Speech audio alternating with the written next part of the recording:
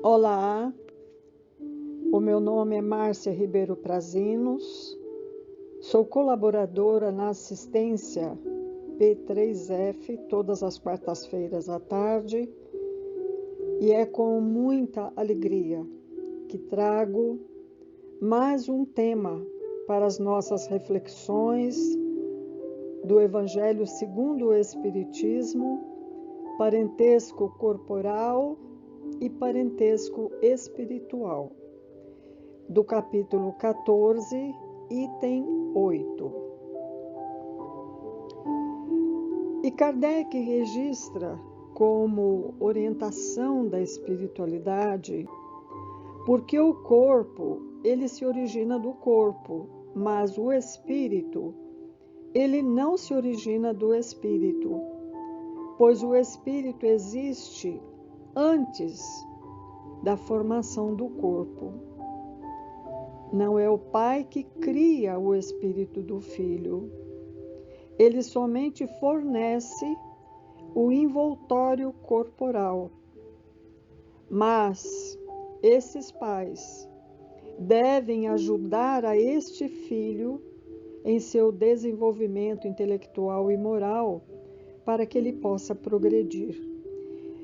Então, essa relação de parentesco corporal, ela é fundamental porque ela vai se desenvolver para chegar nesse parentesco espiritual.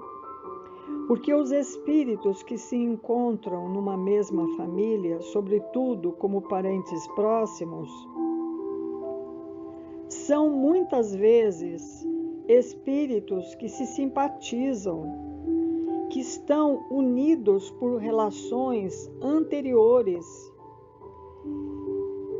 No entanto, pode também acontecer que os espíritos sejam completamente estranhos uns aos outros, divididos por antipatias igualmente anteriores, que podemos traduzir pelo seu antagonismo na terra que lhes serve de prova.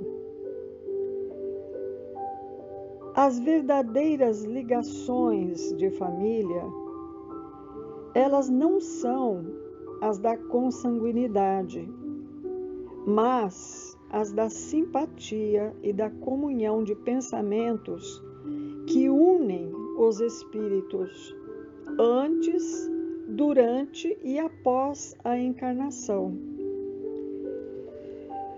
Jesus, ele vem nos ensinar e inaugurar a nova era, quando ele nos fala dos laços afetivos que existem entre as famílias reunidas a partir das ideias,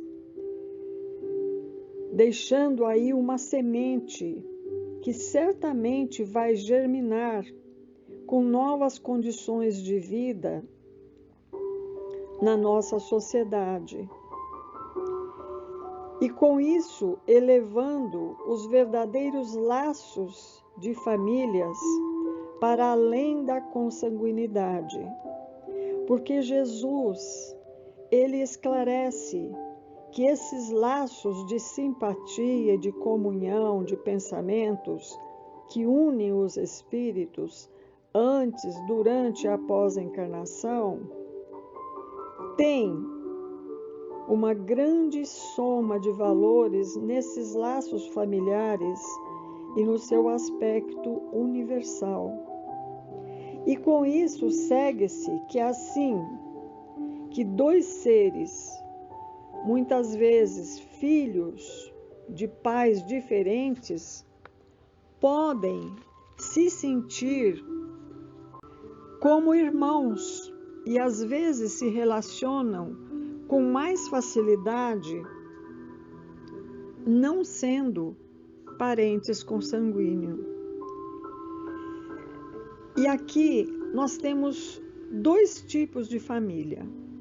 Nós temos a família pelos laços espirituais e temos as famílias por laços corporais. Aquelas de laços espirituais, elas são duráveis, elas se fortalecem pela purificação e se perpetuam no mundo dos espíritos, através das diversas migrações da alma. Porque nós não estamos fixados eternamente num único planeta. Como Jesus diz, o Espírito sopra e vai, mas você não sabe de onde ele vem e nem para onde ele vai. Existem dois tipos de família. Essas que são espirituais, elas são realmente fortalecidas. Mas aquelas que são apenas famílias corporais, que não fortaleceram esse sentimento espiritual, elas se tornam frágeis, como a matéria, e elas se apagam com o tempo e com frequência se dissolve. É o que Jesus quis dizer para nós podermos compreender quando ele falou aos seus discípulos: eis aqui a minha mãe e os meus irmãos. Significa a minha família pelos laços do Espírito, porque todo aquele que faz a vontade do meu Pai que está nos céus, esse é o meu irmão, a minha irmã e a minha mãe. E como Kardec coloca aqui neste capítulo, que a hostilidade dos irmãos de Jesus era claramente expressa no Evangelho lá de Marcos, quando diz que eles tinham o propósito de apoderar-se do Mestre sob o pretexto de que ele havia perdido o espírito. E quando Jesus foi informado da chegada deles, e conhecendo como eles nutriam os sentimentos a seu respeito, era natural que Jesus falasse aos seus discípulos sobre um ponto de vista espiritual. Eis meus verdadeiros irmãos. Sua mãe estava com eles. Ele generalizou o ensinamento, o que não implica, de forma alguma, que ele considerasse a sua mãe corporal menos do que ele considerava. Nada significava para ele como espírito. Não foi isso que Jesus quis dizer. Porque em muitos momentos no seu evangelho, ele demonstra que sentia um grande amor e a sua conduta, em outras circunstâncias, sempre provou o respeito, o carinho que ele dedicava à sua mãe biológica.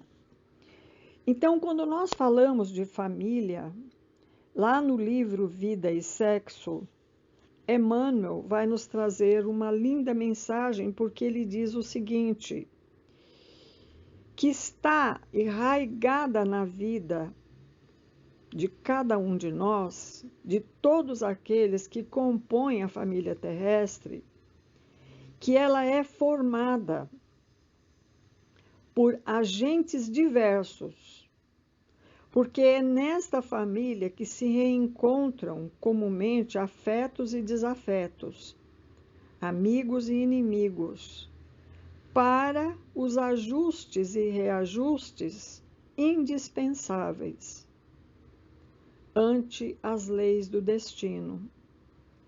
Então, nós temos desta forma, no Instituto Doméstico, que é também o lar, uma organização de origem divina, em cujo meio nós encontramos os instrumentos necessários ao nosso próprio aprimoramento para a edificação de um mundo melhor.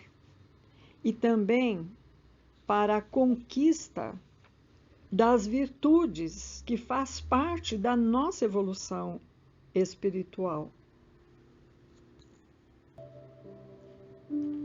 Porque o espírito imortal, ele tem a necessidade da reencarnação. E a doutrina dos espíritos vem nos mostrar e abrir, ampliar muito o nosso horizonte para além da vida física e também nos revelar a vida do espírito imortal, que é impulsionada pela lei do progresso. Somos submetidos a vivenciar diferentes experiências no plano físico, nas mais diferentes situações. E tudo isso por quê? Para a aquisição dos conhecimentos e da mais elevada moral.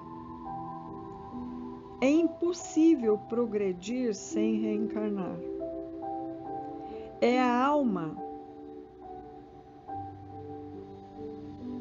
que reencarna e que vem do mundo espiritual para progredir. Hoje, nós já temos informações suficientes para que possamos conhecer o objetivo da família, a origem da sua formação e a sua finalidade.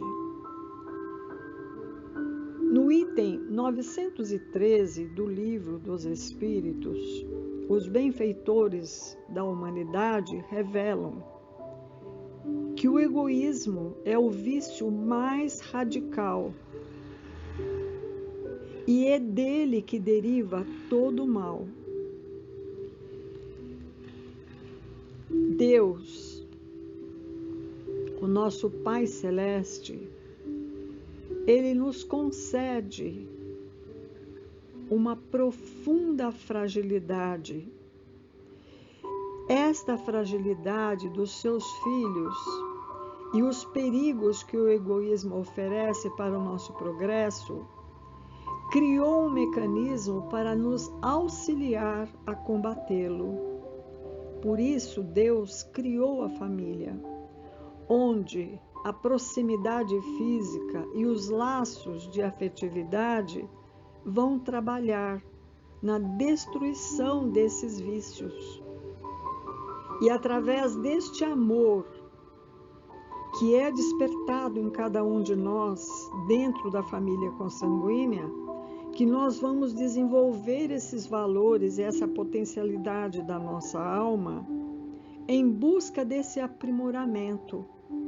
Aqueles que antes iniciaram uma família com espíritos desconhecidos, vindo de outros segmentos, acabam aprendendo através da abnegação, do desejo de servir, da vontade de aplicar e vivenciar a lei divina, e acaba se formando aquela família que antes era só consanguineamente unida.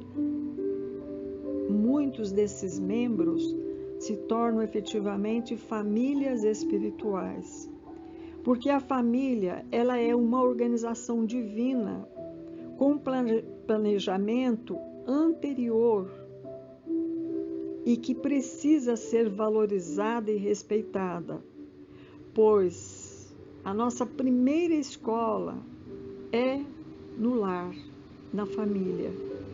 E ele possui o objetivo de educar, de regenerar os espíritos que retornam à escola da vida. Dentro da família, dentro do lar, somos ajudados e conseguimos desenvolver valores éticos, morais, que é a estrutura da sociedade. Ela é a exportadora de homens e mulheres que formam a sua sociedade e também que constrói o nosso dia a dia.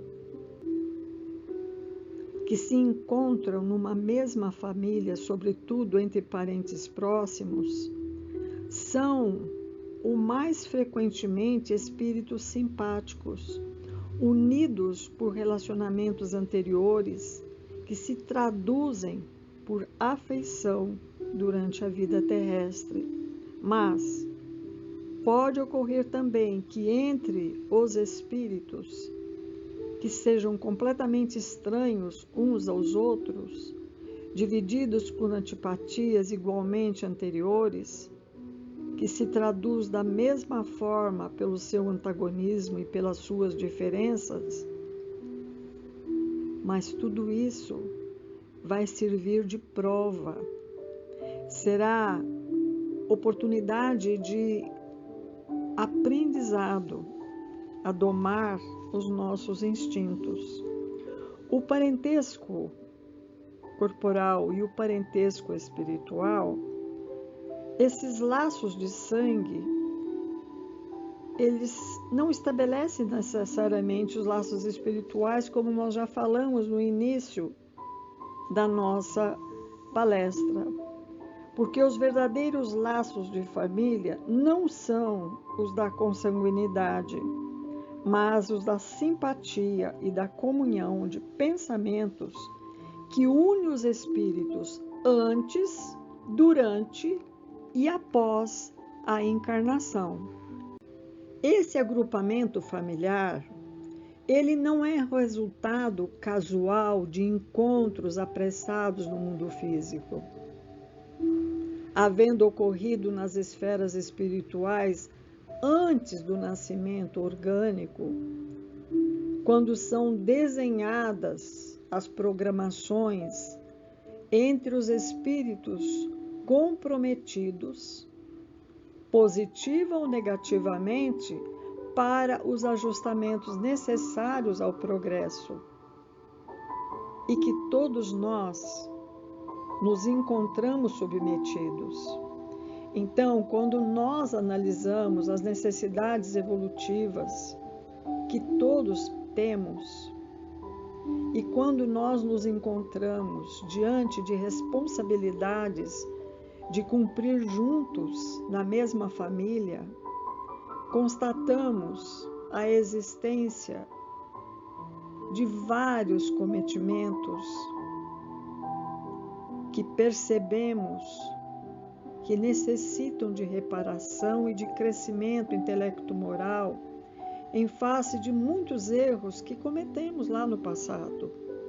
Assim, nós desenvolvemos a tolerância, nós aprendemos a perdoar, entendemos sobre as ofensas como fundamentais para a aquisição da nossa harmonia.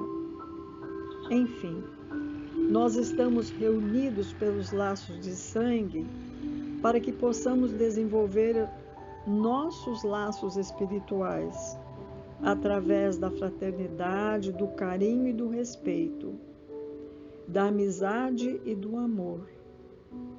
A família é uma instituição divina, com planejamento que antecede esta vida física e que tem por objetivo o crescimento espiritual de todos os seus membros, transformando assim os laços consanguíneos em laços espirituais de afeto e de simpatia. Irmãos, primos, cunhados, sogro, tios, são também de relevante importância no agrupamento familiar, porque são parentes consanguíneos. O respeito às diferenças e às convivências fraterna vai possibilitar o crescimento e também o aprimoramento espiritual de todos, porque somos seres sociais e a lei divina da sociedade nos coloca lado a lado com outros seres na família, no trabalho e também com a vizinhança, para que nós possamos trabalhar a convivência fraterna e desenvolver as afinidades. Assim, meu irmão ou minha irmã, Devemos reconhecer a humanidade como nossa família divina. O convívio social é uma oportunidade de combater o nosso isolamento, uma vez que somos todos espíritos imortais, seres sociais, filhos de Deus, para a edificação de um mundo melhor. E como sabemos, não existe acaso na criação divina. Cada um de nós reencarna para vivenciar as experiências necessárias para que possamos desenvolver as virtudes, examinar os nossos vícios, desenvolver a inteligência e aprender a viver as leis divinas que governam não somente a nossa vida, mas todo o universo. Assim, meu irmão e minha irmã, oremos, agradecendo pela vida.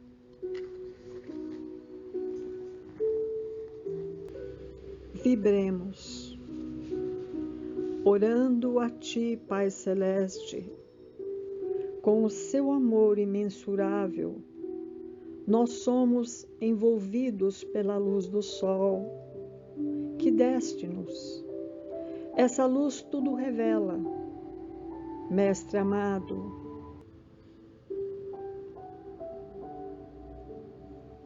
vibremos, que o amor envolva os nossos corações,